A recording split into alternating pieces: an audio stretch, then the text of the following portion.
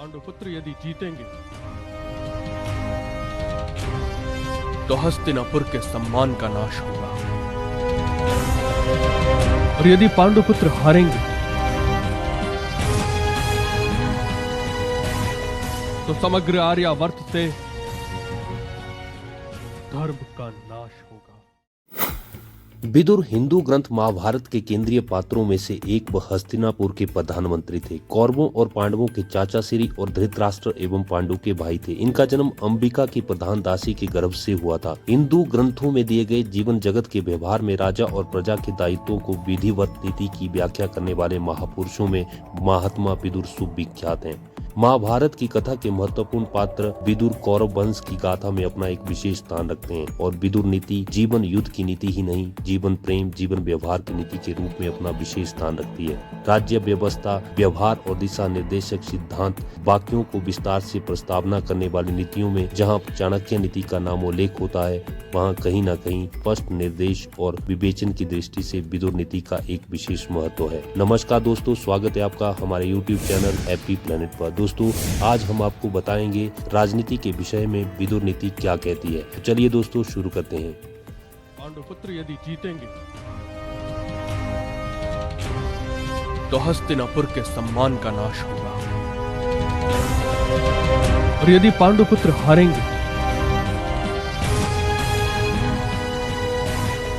तो समग्र आर्यावर्त से धर्म का नाश होगा। दोस्तों, भारत की राजनीति में साम दाम दंड भेद की नीति का उपयोग किया जाता रहा है, लेकिन हमारे जितने भी नीतिज्ञ हुए हैं, चाहे वो विदुर हो, पराशर हो, विष्णु हो या अन्य कोई, उन्होंने एक आदर्श राज्य की स्थापना और जीवन को शांति एवं प्रगतिशील तरीके से संचालित करने के लिए नैतिक नीति का पालन करने पर जोर दिया है। कोई राजा या व्यक्ति यदि ऐसा नहीं करता है तो वह अपने राज्य में अराजकता को जन्म देता है।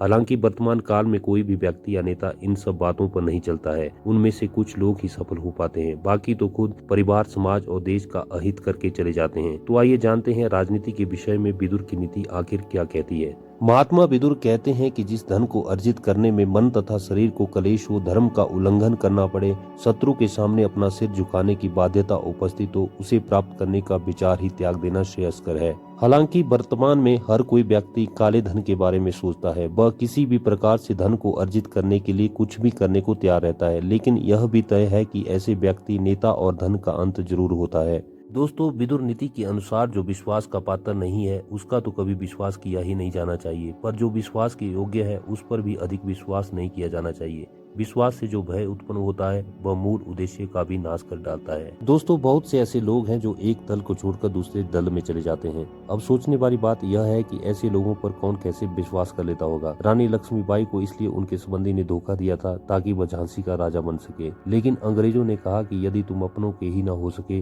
तो हमारे कैसे हो जाओगे। विदुर नीति कहती है कि बुद्धिमान व्यक्ति के प्रति अपराध पर कोई दूर भी चला जाए तो चैन से न बैठे, क्योंकि बुद्धिमान व्यक्ति की बाहें लंबी होती हैं और समय आने पर वह अपना बदला लेता है।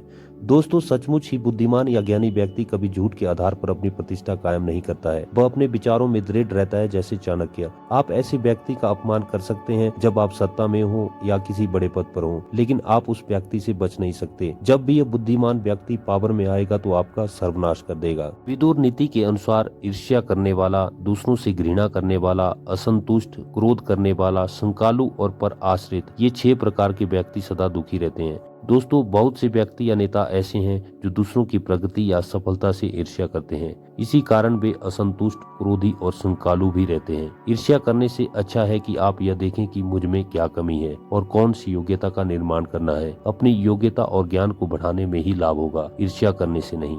विदुर नीति के अनुसार मूढ़ चित्त वाला नीच व्यक्ति बिना बुलाए ही अंदर चला आता है, बिना पूछे ही बोलने लगता है तथा जो विश्वास करने योग्य नहीं है उन पर भी विश्वास कर लेता है। दोस्तों, मूढ़ किसे कहते हैं? दरअसल जिसके मन में यह भाव है कि मैं सब कुछ जानता हूँ, मेरी सब जगह प्रतिष्ठा है और मैं ही सर्वश्रेष्ठ हूँ। मूर्ख से भी बढ़कर मूढ़ होता है। ऐसे व्यक्ति को चापलूस ज्यादा पसंद आते हैं और चापलूसों की बात में आकर वह खुद को ज्ञानी समझने लगता है। आपने ऐसे बहुत से नेता, बॉस और व्यक्ति देखे होंगे।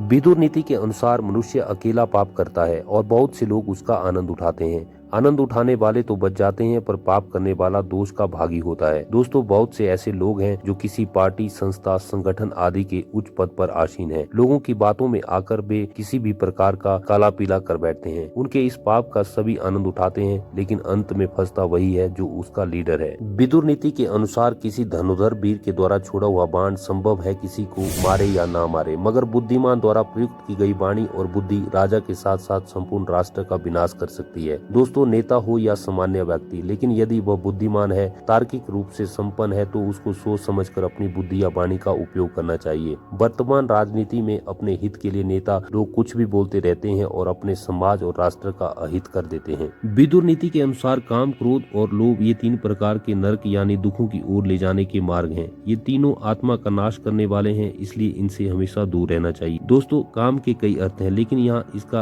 अर्थ सेक्स से है। कामाधीन होना, क्रोध अर्थात हरदम गुस्सा करना, लोभ अर्थात लालच करना, ये तीनों अवगुण यदि किसी व्यक्ति में है तो उस व्यक्ति का विनाश होना तय माना जाता है। ऐसे कई साधु, नेता और गणमान्य नागरिक अपनी प्रतिष्ठा गंवाकर जेल की हवा खा रहे हैं। विदुर नीति कहती है कि अपना और जगत का कल्याण अथवा उन्नति चाहने वाले मनुष्य को तंद्रा, निद्रा, भय, क्रोध, आलस्य और प्रमाद ये 6 दोष हमेशा के लिए त्याग देने चाहिए।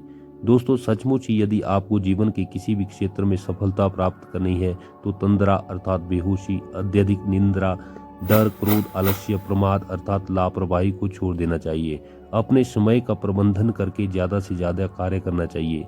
कर्म से ही सफलता के द्वार खुलते हैं। तो दोस्तों, ये थी विदुर नीति के ऊपर बनी हमारी यह वीडियो। ऐसी ही और वीडियोस देखने के लिए हमारे YouTube चैनल हैप्पी प्लेनेट को सब्सक्राइब करें, बेल आइकन को प्रेस करें ताकि हमारी वीडियो का नोटिफिकेशन आप तक आसानी से पहुंच सके। जल्दी ही किसी और विषय पर एक नई वीडियो के साथ हम आपके सामने उपस्थित होंगे। तब तक जय हिंद, जय भारत।